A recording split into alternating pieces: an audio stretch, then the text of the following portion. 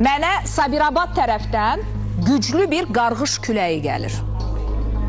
Aparsın, yel də aparsın, sel də aparsın, çay su da yusun aparsın. Niyə?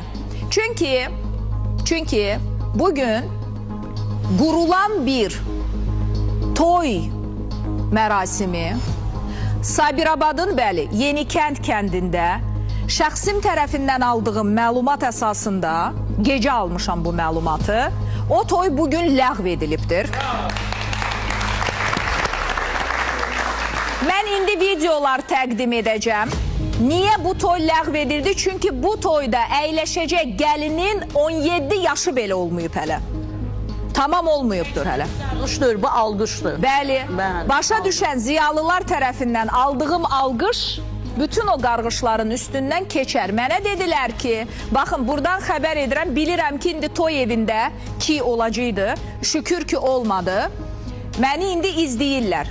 Qulağıma bir-iki söz çatır. Axı, mən dedim ki, darvazanın o tərəfində mənim əməkdaşlarım var. Yəqin ki, bunu sizə çatdırmayıblar. Darvazanın o tayında bizim əməkdaşlar var və gün boyu orada olacağıq.